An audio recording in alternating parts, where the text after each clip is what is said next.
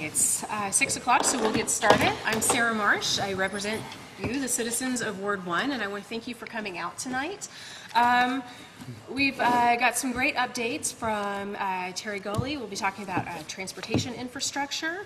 Matt Mihailovich, our Trails Coordinator, will be updating us on the great progress on our trail system.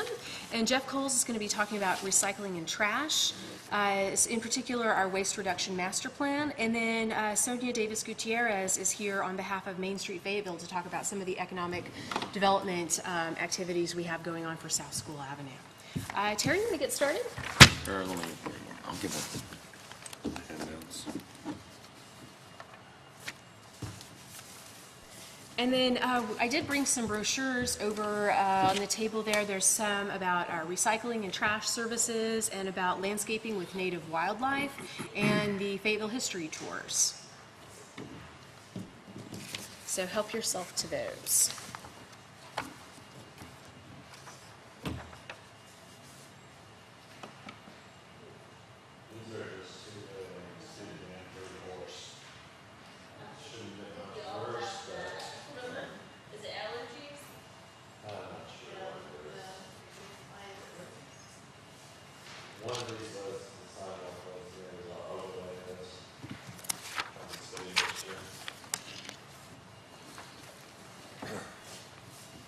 Kind of go over the sidewalk one first, which is the longer one. This year we have scheduled, and they're broke down by wards, 1, 2, 3, and 4 there is listed. Well, let me start where we've started. Right now we've got Markham Road.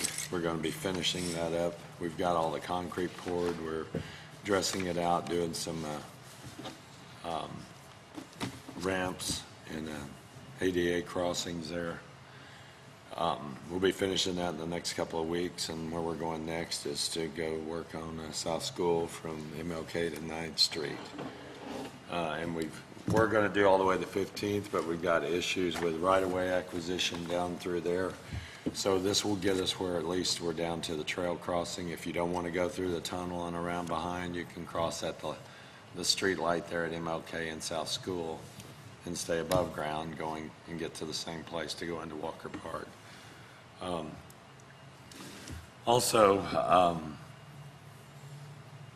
That one's actually in Ward 4. In Ward 1, we've got that section of South School. We talked about it before. We're going to defer and see what else we can figure out to get a little more width, because we're dealing with those telephone pole issues and things like that on down towards 15th Street. Dixon Street is right on the border of Ward 1, Ward 2. It's on the side, going to be on the south side of the street, so it's actually Ward 1 due to that. But that one, we're still finishing up getting easements right away and whatever we need there. It's going to take quite a bit of culvert extension and a lot of fill to be able to do that one. But that one will be later in the year. Mission Boulevard's another one we're working, trying to get our permits back from the Highway Department. It's actually going to be built as a section of trail also, joint use. So it'll be 12 feet wide, and it'll run from Viewpoint around the King Bridge, which is Park Place. And then Ward 2 is Maple Street. We have been talking with the university in the past years about improving that. However, they've since come to us and want to shift that project. They're not available to cost share with us this year, which we were counting on for that.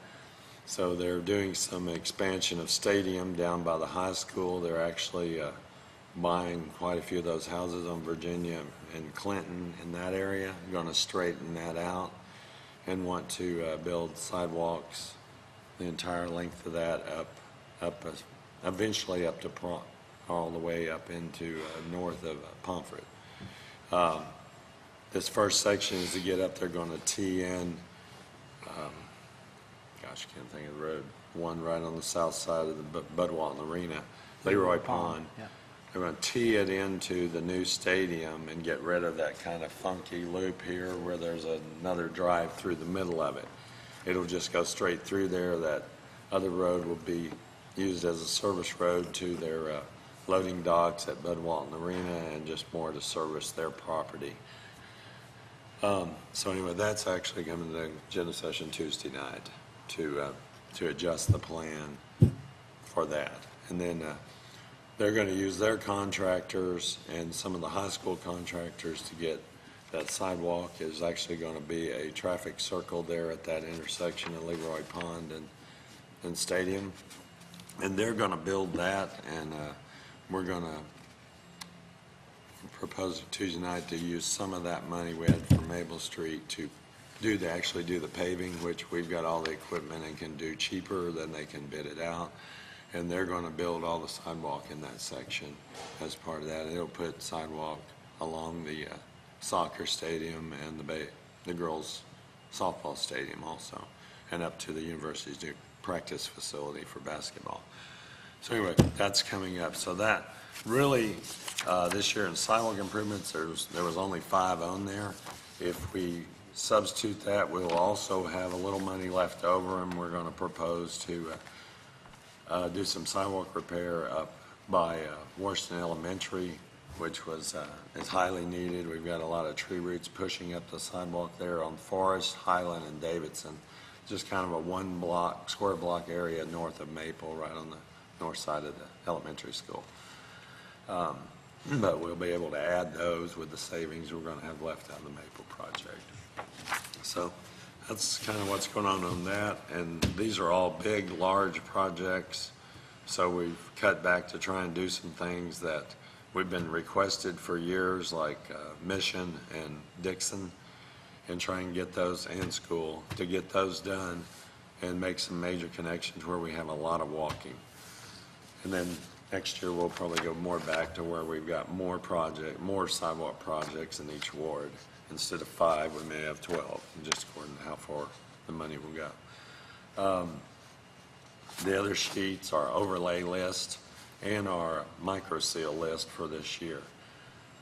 If you look down through there, several of these, Laverne, Holman, Cody, most all those in this ward have already been done for the year. We were working, most of these are down south of Cato Springs, about halfway between Razorback and South School. Can you explain what the microseal is? Yeah, I'll go on that. But if I'm kind of touching on y'all's ward on that, the others are all listed there for the rest of it.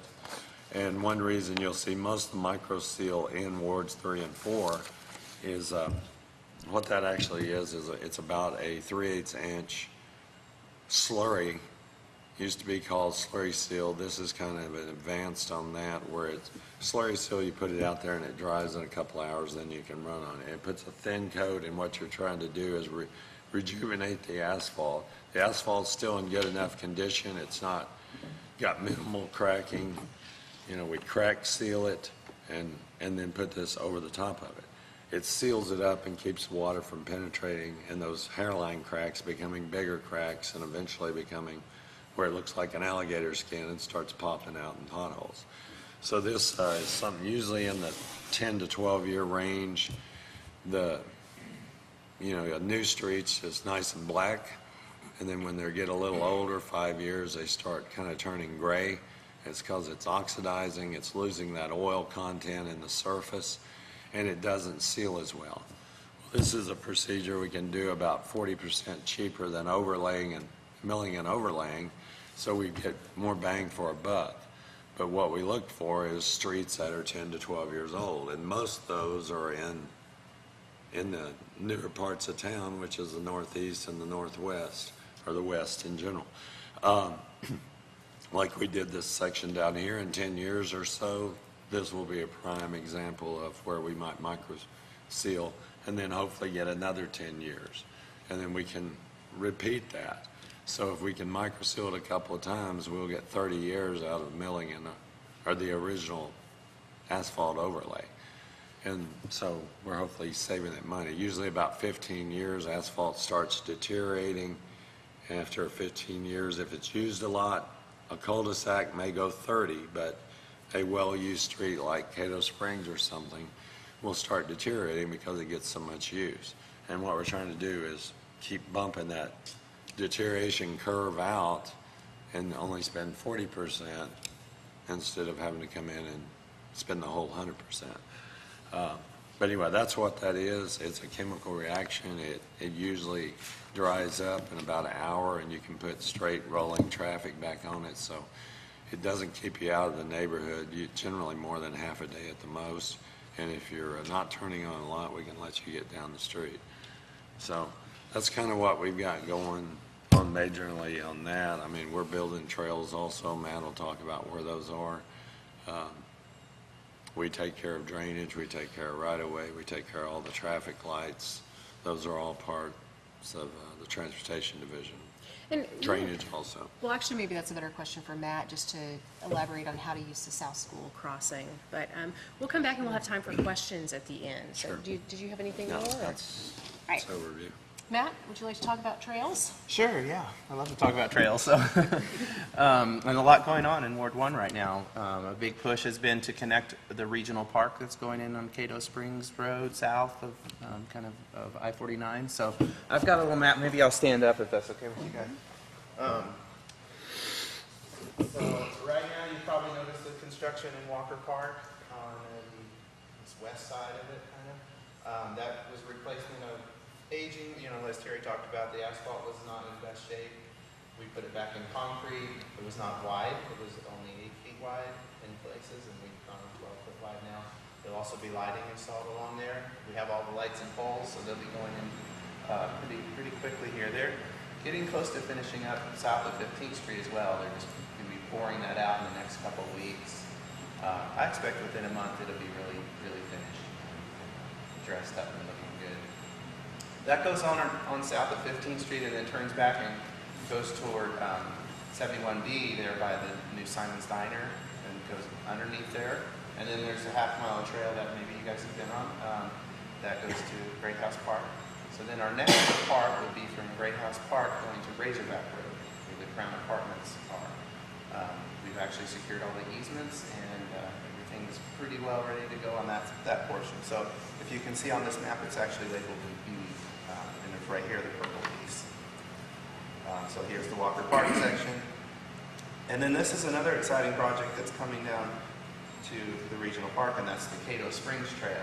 That's currently in design phase right now. We actually hired a consultant to help us out a little bit with design. Usually we do a lot of the design in-house with our engineering department, but this one was pretty complicated because it's going to cross the interstate and also the piece of the Fulbright Expressway that goes over toward the airport, well, towards 71B, the old bypass piece, and so we're looking at actually bridging over that part and then coming underneath I-49 and actually including a new tunnel underneath Razorback Road or Cato Springs Road. It kind of changes names right there. But so pretty good project there. It's about 2 miles and it'll come right into the new regional park. So we hope to actually be able to get that. We're going to bid that out to contractors early in 2016, so that ideally it'll be open about the time the park's open. But then also coming on around from the Crown Apartments, this other purple piece will be this year as well. So they'll build B first, and then the C comes up and meets back up with what we call the Chalagi Trail, which stands for Cherokee Trail in native language. So that's going to really close and create this really neat loop, and just going to be really nice. A lot of it's level and not too steep, and it's kind of a nice trail, like it's along the creeks and separated from traffic wherever we can. So I think it's really going to be enjoyable. Does that B section follow the creek pretty much? Yeah. Not too close to the creek where we're in the stream side. Aubrey will be watching that. But far enough up, there's some pretty big flood areas through there where people shouldn't really be building houses, or they've actually removed some houses over the years, so it's kind of open. If you're driving through there, it's just kind of that grass area has been mowed. And there's also a bunch of sewer lines that go through there, so we'll be on top of those sewer lines just right on the north side of the creek from Great House Park. And then it has a bridge that's going to cross over to the south side, so we'll be on the south side of the cross Razorback Road, and where we go underneath the railroad tracks and through some part of the university's Roadhog Park. So it'll be a pretty nice trail. So that's kind of what's going on with construction. And I wanted to mention that May is Bike Month, and so we're really trying to, really support that. We have a new employee with the city. His name's Dane, and he's a bicycle coordinator. So it's been really helpful. Some of the more programming, encouragement, and really trying to get people to be out there safely on their bikes. We're doing more of that than we've done in the past, and to celebrate Bike Month. Also, the Razorback Greenway, which I'm sure you guys have heard about too. The 36-mile trail that goes all the way to Bella Vista is pretty much finished, and next Saturday, not this coming, but next, May 2nd, is the grand opening for that, and it's going to be in Springdale at 12 o'clock noon. Cool thing is they're running the train for free too, so we're going to do a little ceremony at Dixon Street where the train crosses and the trail. It looks like it's going to be 9:30 in the morning on Saturday morning. The mayor will read a proclamation, and he's actually going to stand on the back of the train, it sounds like, and do the proclamation. And then we'll be having guided rides up to Springdale on the trail, or if people want to take the train, it'll be going up to Springdale as well and getting off there. Or if you want to ride one way and get on the train and it'll bring you back, it's leaving Springdale at 2:30. And there'll be schedules online too. Okay. 9:30. 9:30. If you go to razorbackgreenway.com, you might just check in before you do it. There'll be an updated schedule. I know they had a Facebook event too. Yeah, and they had over 1,000 people tonight, so really big deal. It's going to be really fun. Just for the whole region, it's just such a great thing to have it all ended now. Everybody's just really excited. So mention that too as well. Yeah. Then did you want to talk about the hawk signal and how to use that, and just as a reminder Great, of everyone? thanks for the reminder. Yeah, we were actually talking earlier with Steve about that. The hawk signal, it's also called a pedestrian hyper beacon. It's the signal there from tire tracks in El Camino. It is a newer type of signal. We only have one right now in the city. There will also be one put in at 15th Street, right here at south side of Walker Park, where that crossing is. And they were already putting a lot of that in, so it'll go in pretty quickly here. But anyway, the signal, when you, as a trail user, push the button, it says don't walk, and you need to wait to walk. Well, it's telling the vehicles, first it warns them yellow a little bit. It says it's getting ready to change, and then solid yellow, and then 2 solid reds. For vehicles, that definitely means stop, and then the trail user gets the walk. What's a little confusing is a little bit longer, that red starts flashing. At that time, hypothetically, in most cases, the trail user is already out of the crosswalk. And so at that time, as a driver, you can actually go after you've been stopped. If you're the second one behind that car, you need to pull up to the crosswalk, stop, make sure there's no one in it, and then go.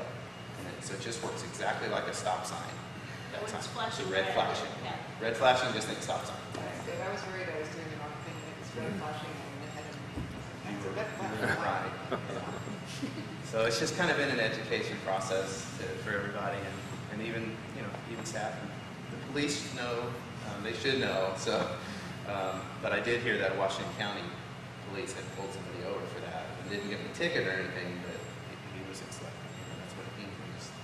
They didn't know. So I heard that today. So we've still got some more education to do.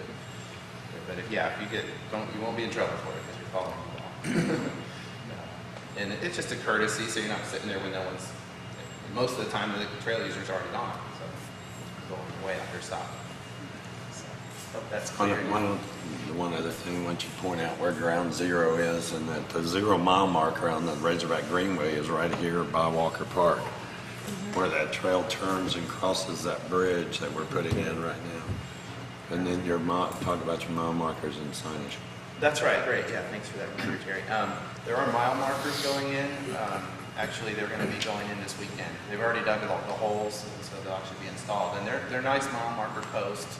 Every mile, it's just a post that comes out of the ground, starting at 0 point, which, as Terry mentioned, is right where the Frisco Trail is really ending and turning and becoming the Town Branch Trail, the southern extent. And so that goes all the way up the Greenway. It's something that we all work together as a region. They're all the same. And we work together. There's 10 of them in Fayetteville, including the 0. So we have right around 10 miles of the Razorback Greenway is within Fayetteville. Also, in conjunction with that, we are installing the mile marker, sort of mini mile markers on each light pole of the trails. It's pretty often, so it's pretty precise as far as it'll say 1.25 or 1.26, 1.27 as you go all the way up. And there's 350 light poles, so it'll be very precise. But the cool thing is that that's also going to be tied in with the 911 system dispatch. So if you had an issue and you're on the trail and you see the light pole right there, you say, I'm at this mile marker 1.25. It also has the name of the trail coming vertically down. Yeah, pretty much, you're gonna be within 80 foot. 80 foot is about the maximum you're gonna be from something identifying where you are. So, if you got incapacitated and we're on there, if you can see 80 foot, you're gonna know where to call in and say where I'm at. Is that Which will every really, mile will be marked? Every pole, every pole? light pole. Every light? every mile will have a Razorback Greenway marker. There'll be 37 of those. But then every light pole about every 80 foot will also be marked like 1.26, 1.27. And and those will only be in Fayetteville. That's right, yeah. Once you get in Springdale, then you're at one every mile. Which when they put lights in, They may copy us. And it will also be nice if you do see a light out or an incidence of graffiti or Yeah. something on the trail, you can use our new city website to report that so that we can get out there and Yeah, we'll quickly know address that the right problem. away. number. Exactly, so a lot of benefits there. And we are just ordering, they're going to be stickers, so we're getting them ordered. We're just getting the final proofs right now. We'll get them ordered, so they should be up within the next month or so. Is it okay to ask a question? I think so, yeah. I heard that there's something maybe coming to Greenwood in the future. Well, hold on. yeah. Can you step up there and do Oh, it? to You'll the- make him Yeah. very happy. Yeah. I hear there's supposed to be a trail connected to Greenland, possibly talking about that. What do you know about that? Yeah, on the master plan, which actually you can kind of see this blue dash, we do have a trail that goes on to Greenland, and then also they're looking at connecting to the regional park center on the west side of Greenland. Greenland mayor is at every one of our meetings. He is so gung-ho about trails, and so and there's certainly a lot of support there. It may be a few years because we've kind of been focusing on more of the population density areas. Starts to get a little bit more sparse in our population. But yeah, there's two ways on the master plan to connect that way. Haven't heard anything like going to construction or anything like that. This Cato Springs Trail will bring us closer. Yeah. And then also right here, this is Washington County, and they have a trail that they built along the railroad tracks here. So in the future, we have plans to go there and then kind of follow the railroad corridor. And did you want to mention the new active transportation plan that we yeah. just passed? There's a lot going on, so Yeah. I appreciate the reminders. Yeah, on April 7th, the City Council passed a new active transportation plan. It actually replaced our original master plan, which was called the FAT plan, which was Fayetteville Alternative Transportation and Trails Plan. This one's called just Active Transportation Plan. We really like the term active transportation because it is really more inclusive of the kind of that we do on trails with walking, biking, just basically human powered. A lot of times alternative transportation can also include buses and things like that that are just anything other than cars. So we like the active side of it. So that's what we've called it and really focused on a lot of goals on encouraging people to get out. And we've got some pretty high goals of actually having a trail within half a mile from every house. Right now we're actually at, I think it's 55% of households in Fayetteville are within a half a mile of a trail. And then, I don't have all the data, but within 20 years, we're looking at about 98% to build out. Also, there's bicycle-friendly community, which right now we're bronze. Maybe you've seen the signs when you come into the city. It's very prestigious and challenging. We applied a year ago and received bronze again. Just the same. We kind of expected we might move up, but there's a lot of things involved. And like I mentioned about the bicycle coordinator position, now we have. They're really focused on the education side and enforcement and encouragement. They have these 5 E's, not just engineering, which we feel like we're pretty good at the engineering side, but there's all the other elements of creating and encouraging people to use it. So our goal in 2017 is to reach silver, which is the next level. By doing, and they give us all these steps, and I feel like we're doing a lot of those steps. And then also a mode share, which is for biking or walking. Right now, we're at 7.5% walking and biking mode share, and we have a goal of 2017 to get to 15%. And that's done by the census data, but we think we can, by doing these things, really get people out there. So that's in Great. a nutshell. I don't know if I missed anything on the No, I think you did a great job transportation plan. summarizing that. Okay, great. You step up to the microphone, please. Thank you. So the people at home can hear. I wonder if they can hear me. Concerning the old walking trails by Great House Park, where is the displaced, The people experiencing homelessness. Yeah, that's been an there's still interesting space around- challenge. I live there. Yeah. Not in a tent, Okay. but it's like, you see how what's benefiting my lifestyle is really taking from somebody else's meager livelihood of having a place to sleep. So I just wonder, is that being addressed by the city? Yeah, I mean, it's a tough one, isn't it? Not exactly. I mean, our goal is to get the trail through there. There have been situations where there were tents, right where we were putting the trail. I mean, and we're just like, sorry, but if you could just move over your, a little bit. I know that they're on 19th Street south of there, and that's been kind of a bigger area. I know that the university's talked about creating a sort of a camp, if you will. I don't know if you know more about that. Diversity, there's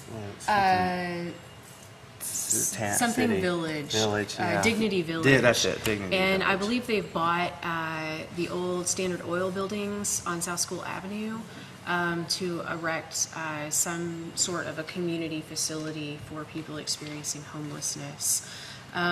It's been it's something I've been worried about, but I'm not really sure what to do about it. And so I think we're open to any kind of citizen input in order to help care for this community and make sure that they're not displaced and hopefully offered some assistance and reintegrating into regular lifestyle. But a lot of it is going to come down to having better paying jobs. I believe 45% of homeless people are employed.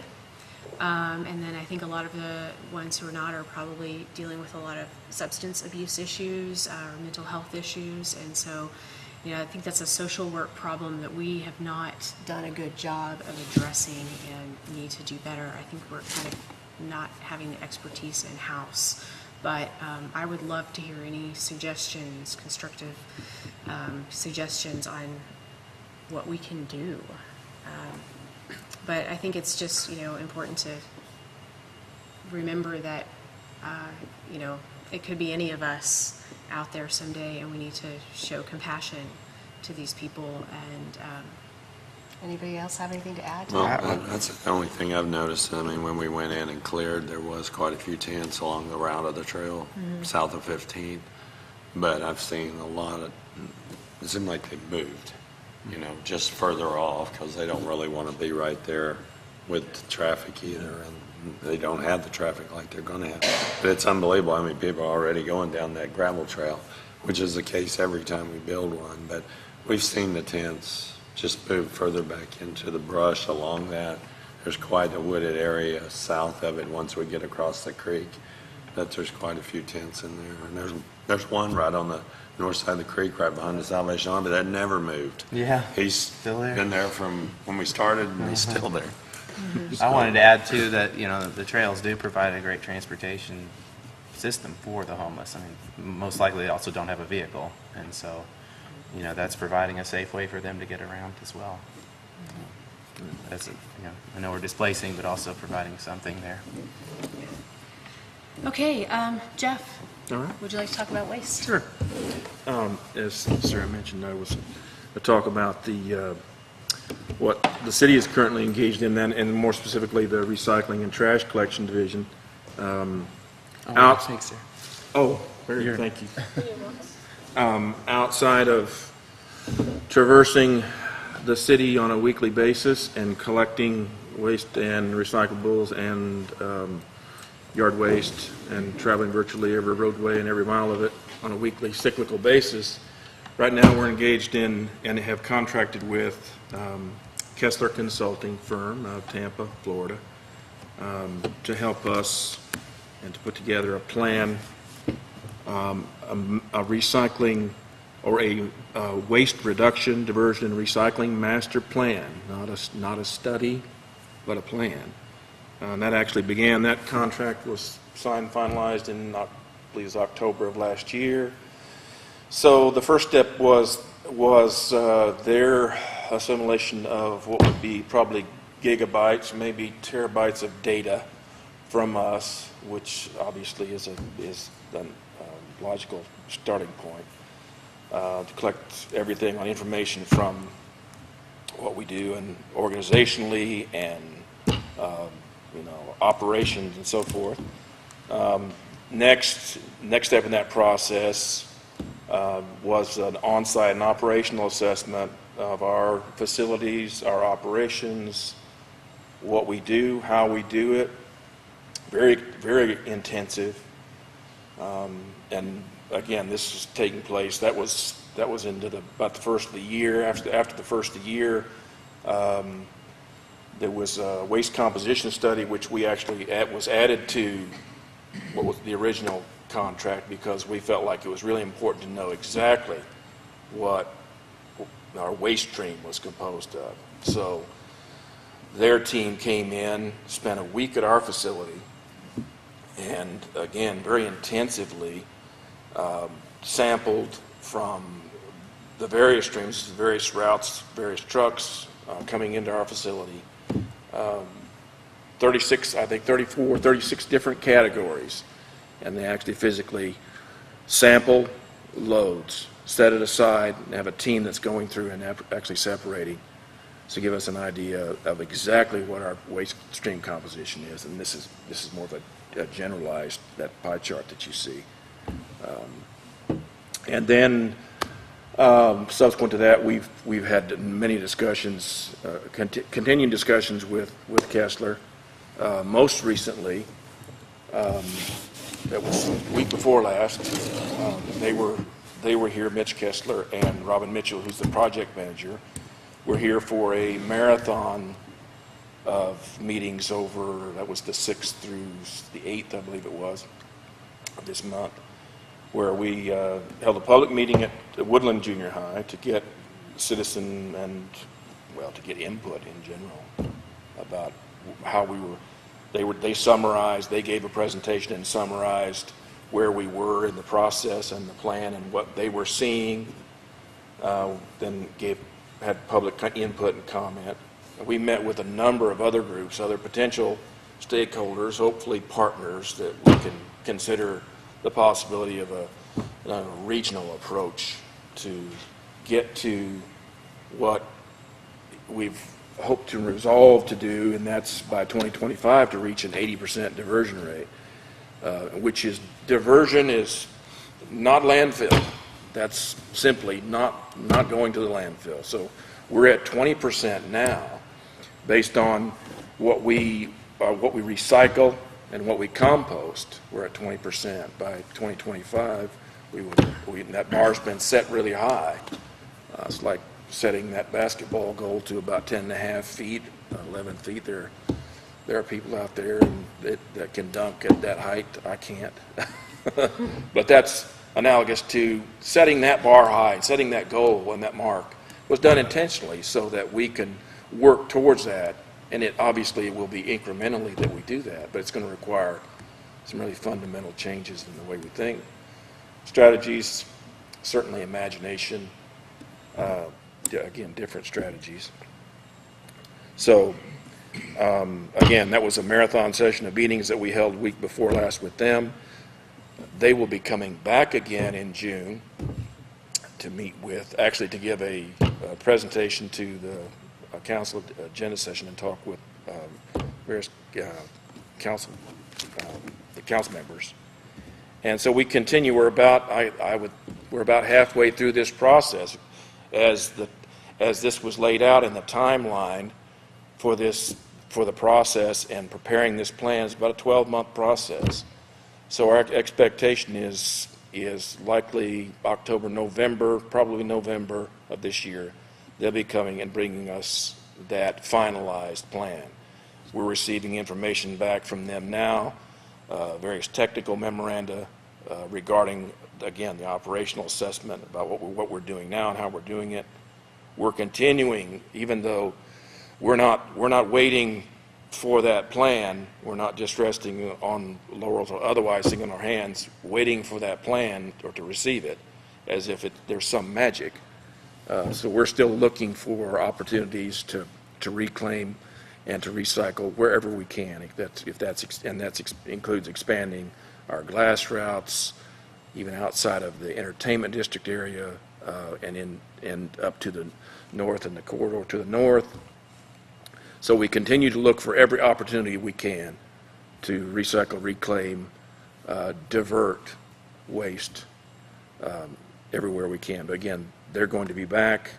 Our consultants have been wonderful to work with. It's what they do. It's what they're completely dedicated to, and that's helping. That's analyzing, evaluating, consulting for waste reduction, facilitate recycling,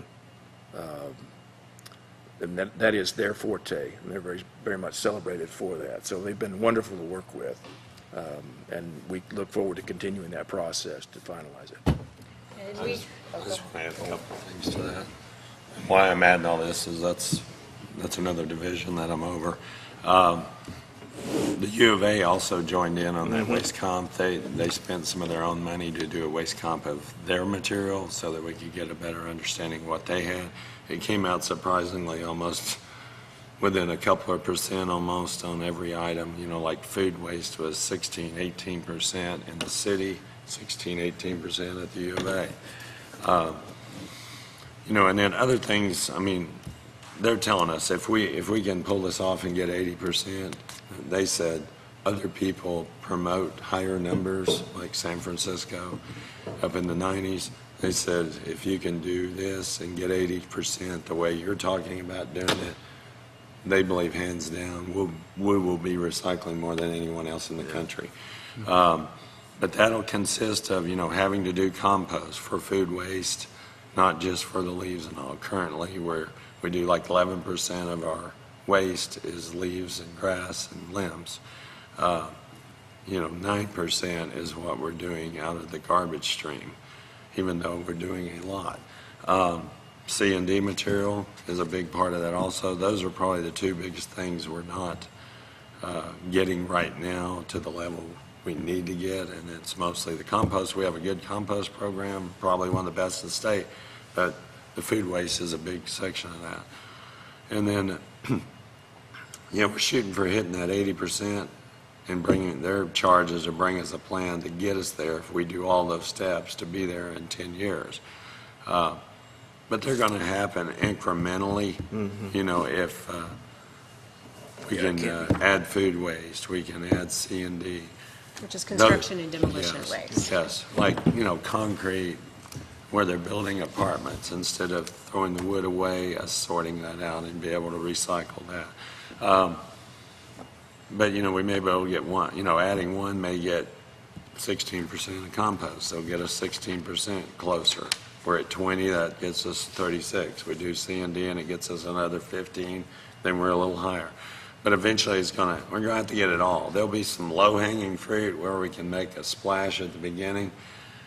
It won't be nearly as difficult to get to 60 as it will to get from 60 to 80.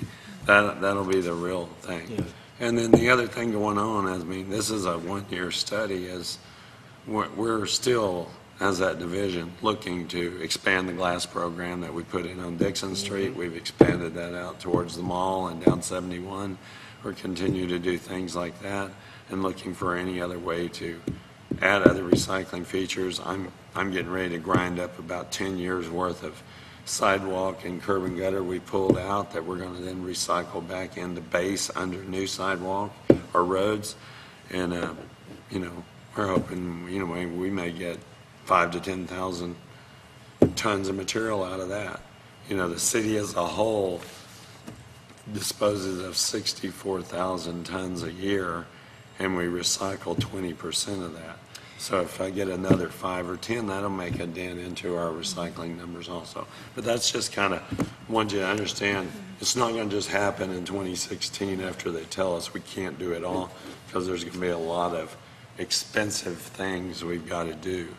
But we'll also can save some money. You know, we're spending over $2 million a year on landfill tipping fees. That's $2 million to get rid of resources, trash. You know, we're calling it trash, but a lot of that is resources that we can reuse. So, you know, I think one thing that I've heard very clearly from the citizens is that we're tired of being a wasteful city. We value our environment, and so that's why the city council set this really ambitious goal. And it's one of the most ambitious goals in the country, and this process we're going through is going to help us get there.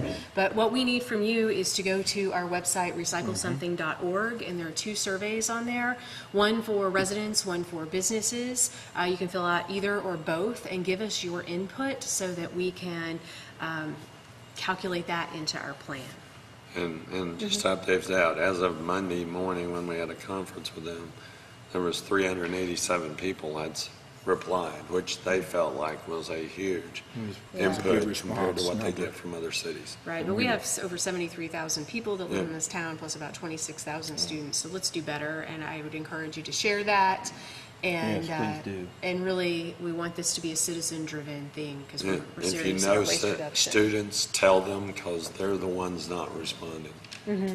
We've made efforts through the U of A and all to get that word out. We don't know how many more we're going to shake out, but it's about, I think it was 76% of the respondents was single-family homes. Right, and I've, certainly gotten a lot of requests about banning plastic bags and non-biodegradable takeout containers, and that's going to be something that we're going to look at through this process and approach that comprehensively. So it is something we're looking at and we're working on, and you will be seeing action on those items. All right, well, next up, yes.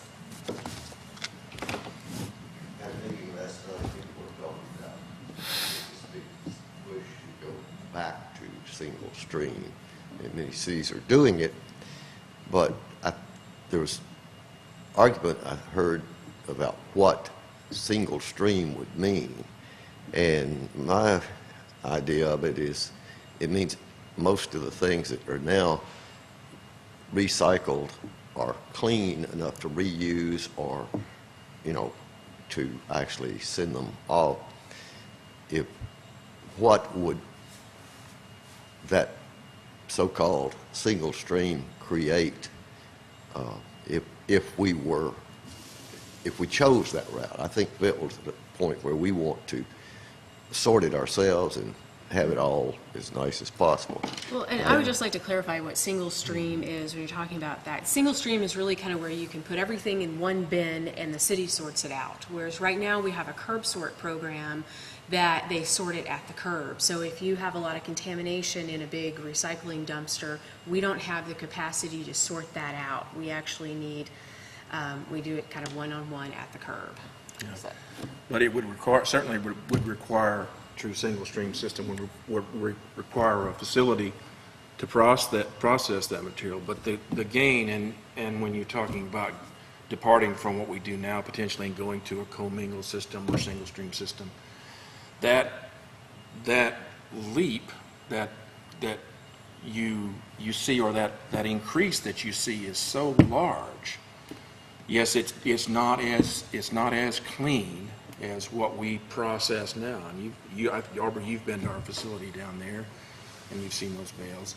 But what you do by changing, if indeed that was the choice, to go to a single stream or a commingled system, you then potentially double or treble, if not greater, almost immediately, that volume, that potential volume of recyclables.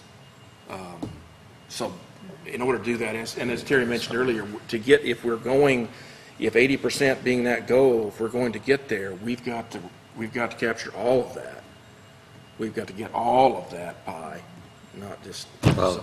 Aubrey, one of the things going on is, what we charge our consultant with, we were given direction by the council, we would like to get to 80% in 10 years. So what we did was initiate a contract with Kessler, and we didn't put any limitations on them, good, bad, ugly, great, whatever. We said, evaluate everything that you know of from your expertise and bring back how you see potentially we can get to that 80%. If it's single stream, dual stream, whatever it might be, staying like we are. They told us that week they were here, they said normally they see a tripling of the amount of recycled material if you do that.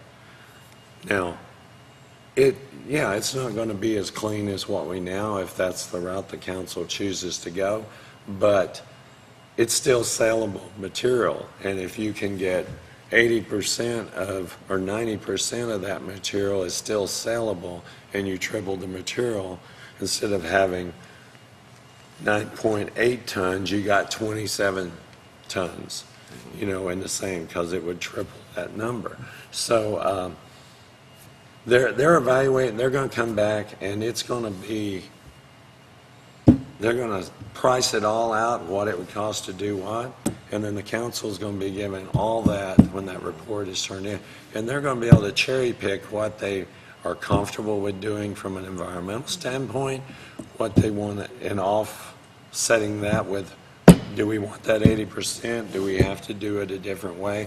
What's that going to cost us if we change our ability of how we pick it up? Because generally single stream is, we would give everybody another bin, and we would get rid of the sort trucks, and we would use the sidearm trucks just like they pick up the garbage now. They would dump that in. The sorting facilities that are here now in Rogers that do it more by hand, they don't want glass. Well, the city's not wanting to give up glass because it's the heaviest thing in the trash stream. It's where, what Sarah said, we divert, and save $35 a ton by not having to pay them to take it. So every ton of that we get out, we're saving 35, and then hopefully, we're getting the commodities too. Now, whether we'll be selling the commodities, because most people that's going to come in, if they were to put a single stream facility here, I don't know how the city will afford to do that, because most of them tend to be about $15 million. So we'll look for joint partners, but what they're basing on is that material is coming out at a much higher level, and that's why we're talking regionally. We're getting all the data so that we can make them as informed as possible for them to, and I'm sure there'll be a huge discussion at the council level. They'll get the citizens' input. We had about 40-some show up at Woodland 2 weeks ago, and everybody was throwing ideas left and right. They took all those in. They're going to take them back. They know we're a progressive community. They think we absolutely hung the moon with sorting materials. And I'm not sure there's anybody better in the country that does it, but we still only get 57% of the single resident homes to do it, and maybe some duplexes. If the council chooses to say we're going to single stream and we're going to require you to do it, we're going to get 100% of everybody doing it. So, there's a huge jump right there to begin with. Yeah, and I get a lot of But that's requests the for us to overview. do apartment complexes, and our curb sort method is what is preventing us from being able to serve the multifamily apartment complexes. We actually have to go out with the dumpsters that have the different spots in them for, glass, plastic, whatever. And we don't have the ability to sort out any contamination in those. And also, those are extremely large dumpsters. And, and a lot of the new apartment complexes that are relying on parking decks, we literally cannot get those style of dumpsters in the facility and service them. So it's definitely had some limitations, but we wanted Kessler because we want science-based empirical data from someone who's been studying how this works all around the country, so that we can make really fact-based decisions. And that's precisely what we're getting from them. We're getting very, very good. Well, are there cities that are not doing, what you call it, not dumping it all together, that are succeeding to get their rates? Yeah, I moved here from Seattle. It's a single stream. Well, first of all, they fine you for putting recyclables or food waste in your trash. But they're, I believe, at 57% diversion. So, and that's very high. That's very high. Very high, and they do have a good market for their products. So, You know, it's happening in a lot of cities. In order for us to scale up, we're going to have to look at single stream. Now, we may not choose it. We may do a dual system.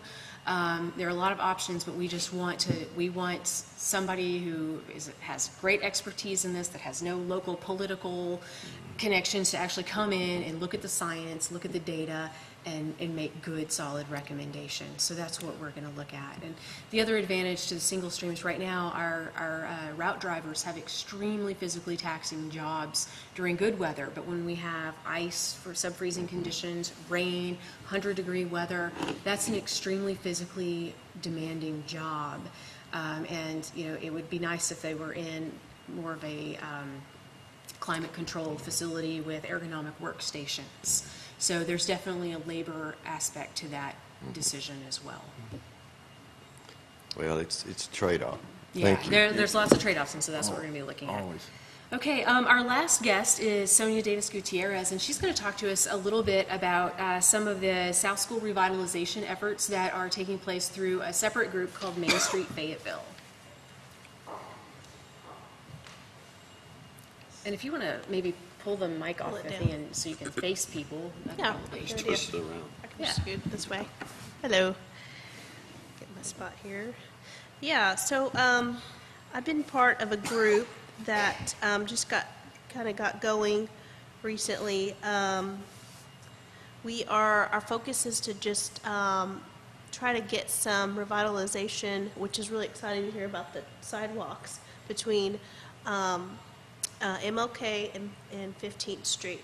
We're looking at kind of all the way to Town Creek Branch up to the library. We're kind of thinking about like how can that streetscape be more exciting for economic development, for people to walk and shop and go to restaurants and bars and fun things there in that whole area. It's part of this group called Main Street Arkansas. So we're currently named Main Street Fayetteville. We're looking for kind of a unique name so that we can be specific to the south side of Fayetteville. We had a meeting recently, and some of the things we were talking about were participating in the Greenway celebration on May 2nd. We're going to try to set up a 10 by 10 tent by Camino Real. And there's a new little graphic design studio that's going to be right there, so you can kind of swing by there on May 2nd. We have a Facebook page, so you can kind of join that. It's currently Main Street Fayetteville, so you can follow what we're doing with that. We're talking about renaming, like finding a way to name South Fayetteville and kind of do a branding with it. So things of like, we've heard of SOFA and SOFE and several others, South Side. So we're trying to talk about like, how do we involve the community to get their input and the businesses to like kind of name it and brand the area. We've also talked about creek cleanups in the area. Let's see, consider developing a membership decal for businesses that are also part of the Main Street group. And then also do possibly ribbon cuttings for businesses in the area. So just kind of tout economic development, preservation of like kind of the already existing architecture, and just help those businesses kind of grow. Do you want to add anything to that?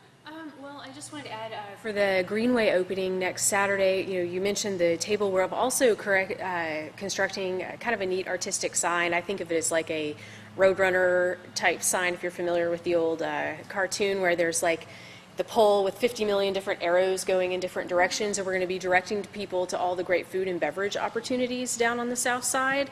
And we want people to, to come and patronize the businesses, because we are home to the 0 mile marker, so the fun starts here, and we want people to stop, have breakfast in the neighborhood, and then get on the trail and ride.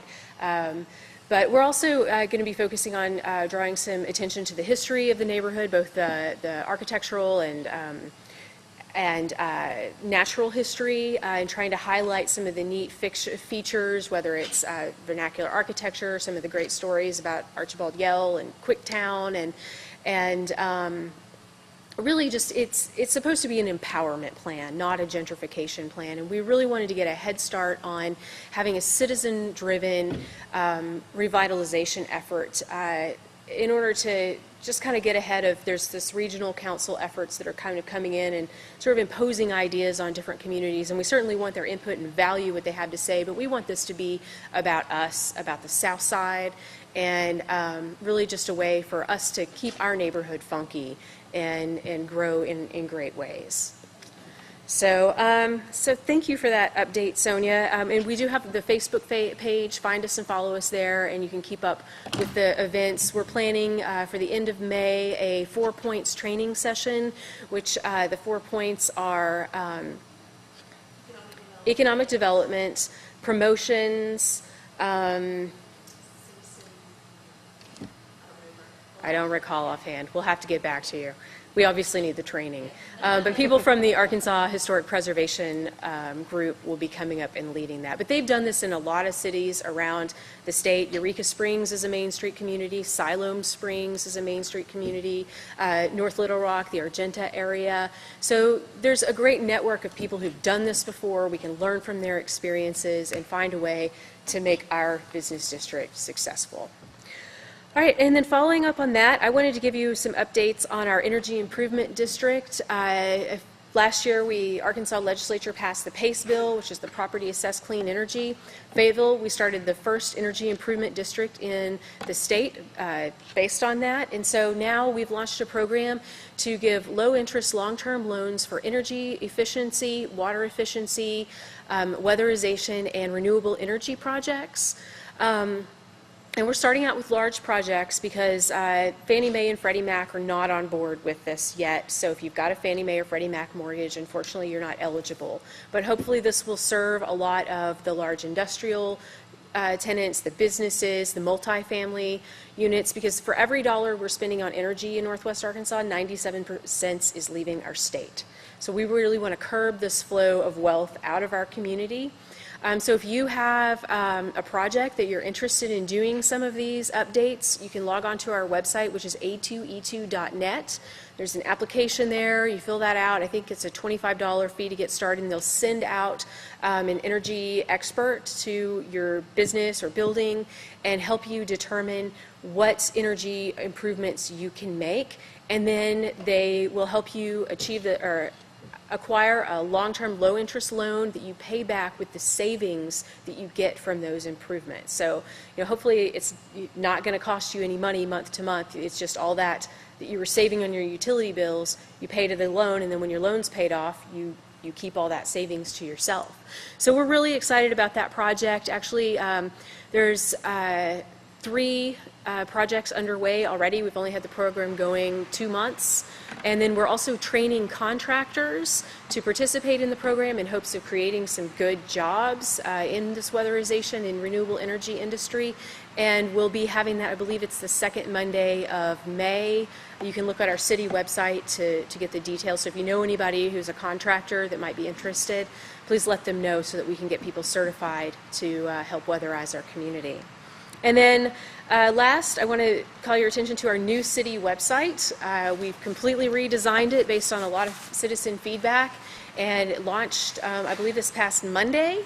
And it's so much more user-friendly, and the whole goal is to really be serious about transparent government, to help you participate in your government, be aware of what's going on. You can link to all your media through the government channel. You can go and see any city agenda. You can watch a video. You can pull up the agenda and click on the issue you're interested in. It'll forward you right there in the meeting or on the video, so you can watch any discussion and what your elected officials are saying and doing.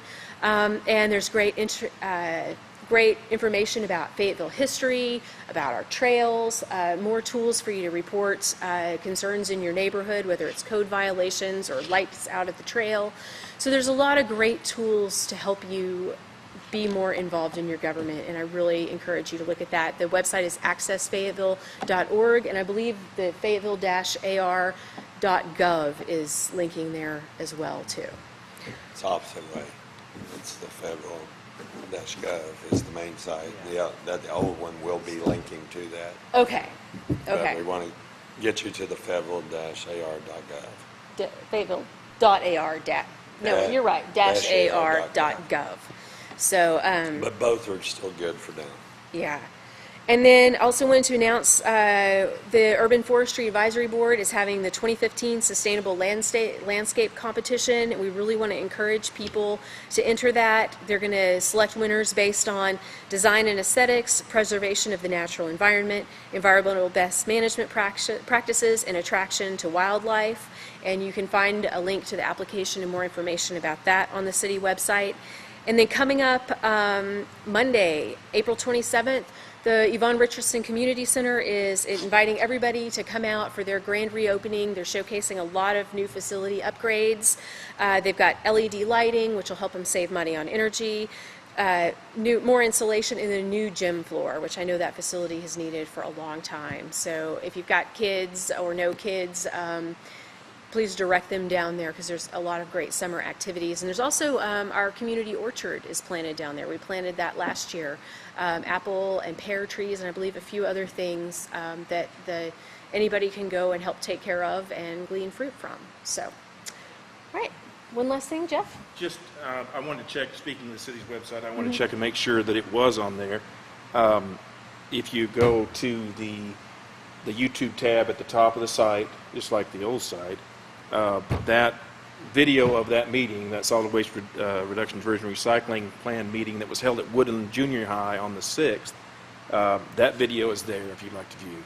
So that was, Kessler came and they gave their summary, a PowerPoint summary. There was a lot of comment from the public that was there as well. It was very interesting. So just want to let you know that was out there in video form on the city's website.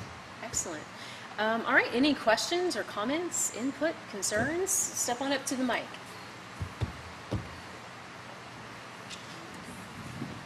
So there's been, over the years, requests by the people in my neighborhood, I live in Jennings Addition, for some sort of pedestrian crossing at the kind of intersection of South and Archibald Yell. And it's kind of just been squashed and shut down over the years.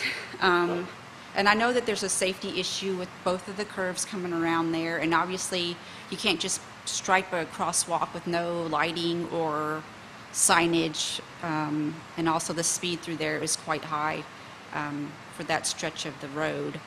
But going back to like the downtown master plan, there was included in that transformation of Archibald Yell to decrease the speed, make it pedestrian friendly. Also, when the TIF district was formed, there was a specific inclusion in the phase 2 part of that project to create a pedestrian crossing there. As it is right now, you either have to go up to Center and College or MLK and school. My child would like to, he goes to Washington, can't ride his bike to school. There's no safe way to cross there. Initially, when he started school last year, we tried walking, in rush hour, it's hard to cross there. And if you're pushing a stroller and towing a 7-year-old across 4 lanes of traffic, it's kind of difficult. So we're kind of segregated from downtown, can't walk to Farmers Market very easily on Saturday. And people cross there anyways all the time. Saw baby or new dad with his baby strapped to his chest crossing there just a couple of days ago. So a lot of the people in our neighborhood go ahead and jaywalk there and cross because there's no other good alternative. You either have to, drive or just kind of chance it and run as fast as you can across there. So Here's a little history on that. Actually, 10 years ago, we put a crosswalk down there. I remember that. For 2 hours. Mm-hmm. And we put it down, stayed there and monitored it, and we saw 2 or 3 people almost get hit. And the decision was made, this is not going to be safe, and we ground it off the same day. Mm-hmm. We did not leave it. So we don't feel like it's safe there. You can't see coming from the south. Our issues with trying to slow traffic down in there, it's not our street, it's the highway department street. Their number one goal is to move vehicles on their state highways. So we have not, because we've tried working, trying to figure out how to possibly gain more right-of-way down there between MOK and 15th Street on School. And they're not real conducive to narrowing the street. But I'm not we have yet to come up with a safe way we feel like it's safe to do that. And yes, while it's, you're walking across there and all, and there's not a crosswalk there, and you're not expecting anyone to stop, you're almost safer because anybody that crosses there is paying a lot of attention when they go. It's not that we're promoting you to do that, but putting the crosswalk there, especially for children, what we find when that's a major mid-block crossing, what we call a mid-block crossing. There's no traffic control from the direction we need to be worried about. So we really try not to do those, if at all possible, for that reason.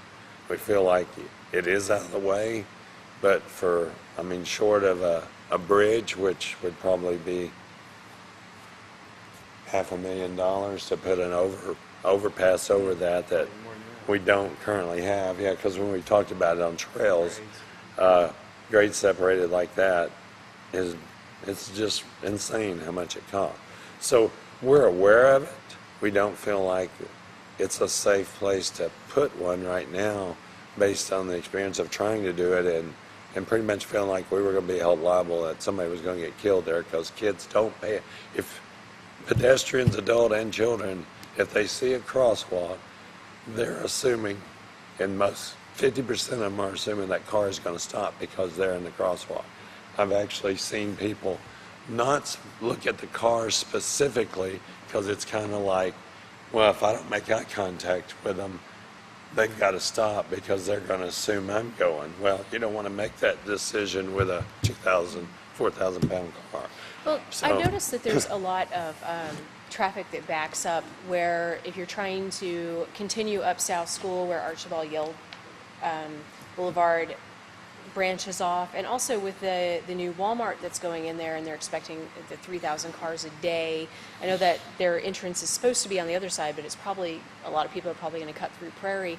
Maybe it's time for a stoplight there, and that might be an opportunity for a crosswalk.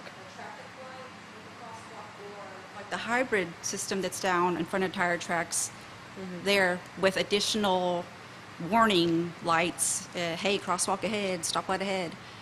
Is that an option, so that people know when they're coming around that curve, if somebody pushes the button, they're going to be warned before they get to the crosswalk, and then there will be the flashing red lights as well.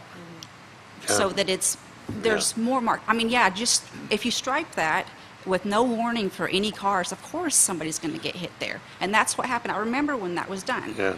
And because there was no signs put up, there was no warning lights, it was just you striped it, and that was it. Especially without warning people who weren't used to a crosswalk being there, that fly through, they're going 40 to 45 miles an hour. Of course that's not going to be safe. And I don't think that is really that valid of an argument if you didn't put up, the sign saying crosswalk ahead, and there wasn't any warning for any drivers. And yeah, that is a busy section, so I don't know that that's necessarily Well, here's probably the best argument to mechanism say for it's- you we to can't voice do your it. concerns and to take it further than just here, is to probably contact the city engineer, Chris Brown, Okay. and ask him to put you on the Transportation Committee agenda Okay. and go, because that's 4 members of the council. Okay. So that's half the votes you need right there. And to go address that there, because the real problem with this is we have no funding to do it at that level. We did that and tried that because I had a $500 worth of thermoplastic material that we could use. I could just eat that in my budget and try that. But what we really need there, and what do those Hawk signals cost? They're like 100,000. Well, Or so, aren't I they? think that it was closer to 50. Okay, 50, but it's a minimum of $50,000 investment. You've got to continually mark them every year because that thermo wears off, especially where there's turning movements, and that's got those S-curves. So there's We have to prove, because it is a state highway, we have Yeah. to prove the warrants and the yeah, we've got to have to prove. there's Probably it enough needs to people. be about 20 people an hour. And the problem with that is there's I don't no know. crossing there, so how do you get the 20? Yeah. Chicken the egg kind of thing. Yeah, 'cause some Do you think people- that's close? Like, would you have any estimate of how many people you see crossing? I don't know. I know that when it's farmers market, people cross there all the time, like on Saturday mornings. obviously, I cross there with a stroller sometimes, just depending on where you're going. But I mean, We you know, could and probably like put a even like, counter over you know, there. at that spot too, like when I'm driving, I don't ever turn left there, you know, because of the curve. You know, if I turn, I'm comfortable turning right. But so I think a lot of people avoid that anyways. So it would be hard to get like a No. real. And like you were talking, putting one, that's cool. The biggest problem I have with that is the highway department will have a problem with putting one that close to another one. Because they tend to back up across them, and you know, traffic going south tends to back sometimes past that light. Yeah. So that's an issue with getting it there because it's too close. Getting it up there, and the problem all goes to this warrant thing, and it's all by the manual of traffic control devices, MUTCD. And like exactly what you said there is a problem in that everybody turns right, nobody goes straight or left. And when you run the warrants for a traffic study, right turns don't count because there's usually always a gap that you can go. So a right turner doesn't even count. So to get enough counts to put a stoplight there, you've got to have the count of left turns or going straight across on south to even warranty that. And the highway department is way more sticklers about exactly what the book says. On our city streets, we can say, okay, we see the need, it's not quite there, but we have the authority to do things where they will not bend at all. And why they don't do that is federal funding follows, if you follow that MUTCD book. So they take no chances on doing anything that's a variation from that because it could potentially affect funding for their state highway. So, like Matt said, it's so much the chicken egg, but still, the place to start the conversation is call Chris Brown at C&G. I can give you his number in a minute. Okay, cool. And ask him to be put on the committee, at least come be heard. You're going to be heard by half the council. Okay. You know, you're not on that committee. I'm not on right? that, but your other she Ward might 1 show up and representative, Adela support. Gray, is on that Yeah, committee. and she may support that and show up that night, then you've got the 5 votes if you can figure out a way to do something. And if they wanted to fund $1 million bridge and they deemed that was the most necessary thing in the city, they have the authority to do those type of things. Well, and you know, if we're not going to do the complete build out on School Avenue this year because of right-of-way issues, maybe whatever funding we're not spending on that project could be designated towards this project The of warrant. making this connection. And Chris is the one that studies that, so giving the direction by them to him, he would look for alternatives that potentially, yes, y'all could say use that money for that, but if we can't come up with a warrant to let us do that across the state highway, that will be the killer. But that's not the only option, probably. Putting advanced warning signs, things like that, we probably could get permission to do that. Getting a stoplight, I don't know if we'd ever meet it. I mean, like you take Razorback and 15th, yeah. for the longest, it didn't meet the warrants. You know, it's now met the warrants, but this is something in y'all's, it's still in your ward, isn't it? Yeah, it's an award. We have the money to build a light there. We were going to do that, and then what's going on is we are 20 feet too close to the railroad tracks. We need 200 feet to be able to stack cars. We have 180. You can't stack a car across the track because it might be a bus of children or anybody. So Chris and him are looking at, do we have the ability to do a roundabout there because that doesn't stack like a light will.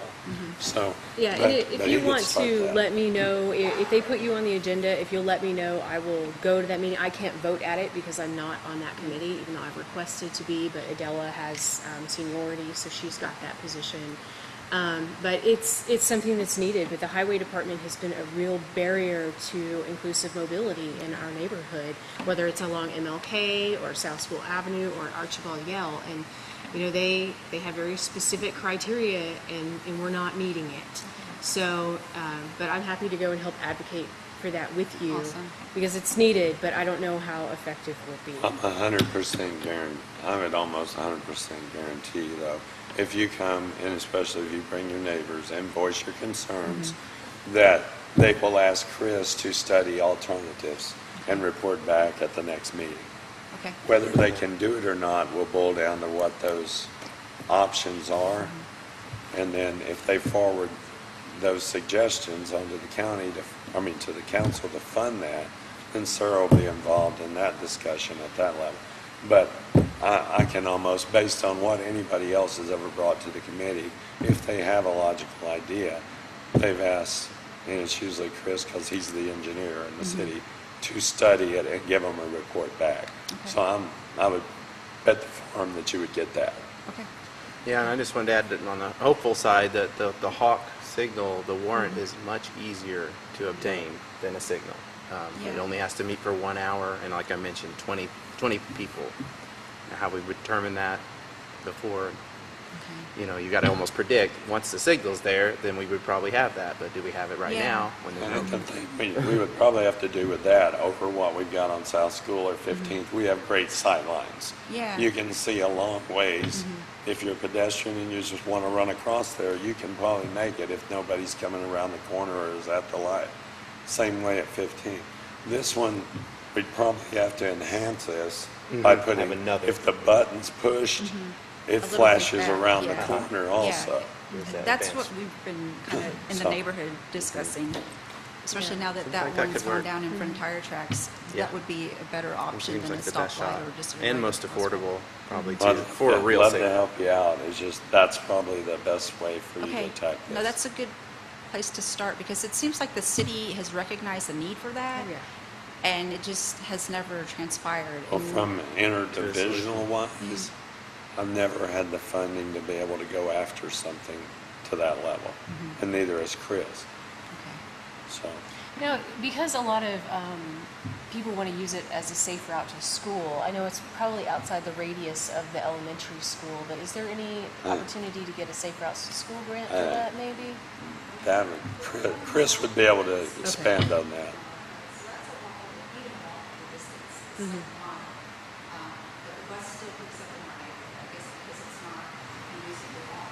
Right. Unless you go up college and then cut across. But I mean, the quickest route is just to go up block and you cut across the square and you're right there at the school. So, Okay, well, keep me posted on your conversations with Chris, and I'll be happy to go with you and help out in any way I can. But again, getting the neighborhood to show up and make that request, and then following up at the council meeting, then that's what it's going to take, and we'll do what we can. Okay? Anything else?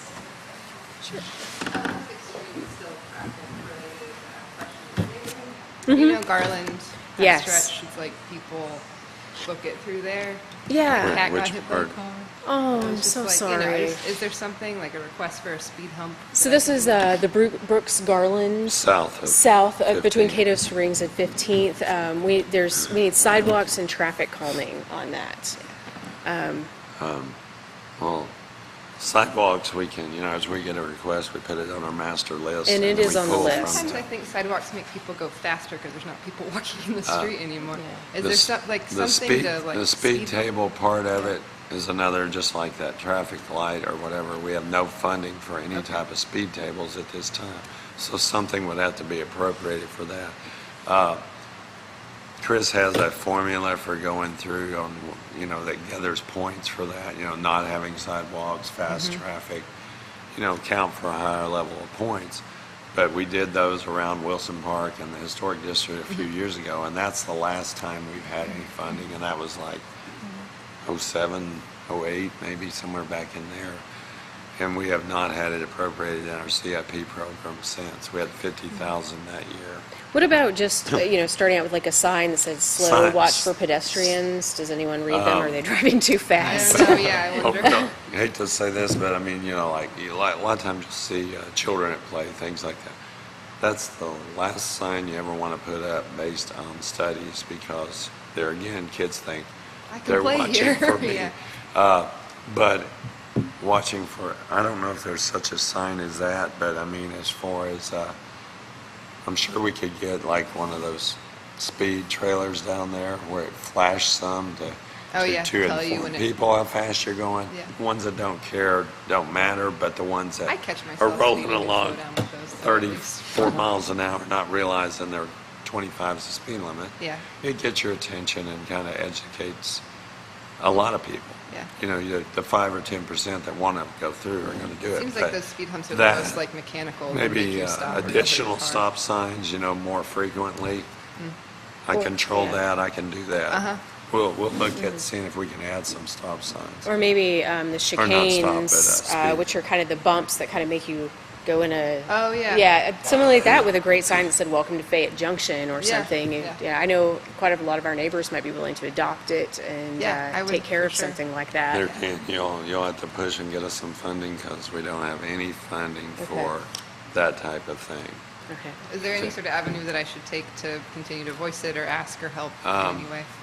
Well, I'll look at it as far as if there's like one sign for speed on either end, I'll look at maybe we add one a third of the way in from either end and at least get a couple more added on there. I'll talk to my traffic guy and see, is there any other sign on a narrow street that's got high speed? Is there anything else to do it? You don't want to use stop signs to do it. That's just not recommended at all. We do it at last resort, but I don't think it'd make very many, even the neighbors, happy if they had a stop sign right south of the bridge or something, or right north of the bridge.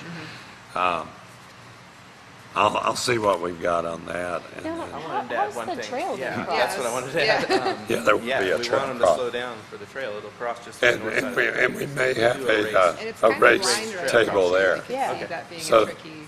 we hadn't talked about it, but That is one way to get we us could raise that. a slightly speed table Yeah. Like you've seen and a some of the lot, others, Old Missouri, and a lot of signage. North Yeah. Street. I mean, I imagine that would be an issue for the trail too, because it's like treed off on both sides, so Not if somebody's great booking visibility, through on a bike. people going slow there. So that will help. Trail users need to stop and make Yeah. sure, but at the same time, Yeah. the slower the cars are, the better. Well, I mean, I'll commit to us having a race. I don't have a problem with having a race, something like at North Street, but it wouldn't have a light. But we can put You have that the in signs. and put advanced signage on either Like that side. would go, I mean, that's right where they kind of just start, like, Yeah. Yeah. is that stretch, so. And I know since Cato Springs That'll help. has been rebuilt, that is a runway as well. Yeah. So. I guess we shouldn't have fixed the bridge. That was a good Yeah, slow it was people down reverse with the speed table. Yeah, well, Because you haven't had a flood or that'll happen again. All right. Anything else? All right. Well, I appreciate everyone coming out tonight, and feel free to email me with any concerns or suggestions. You can link to my email through our new city website, or it's ward1pos2@fayetteville-ar.gov. Have a great night.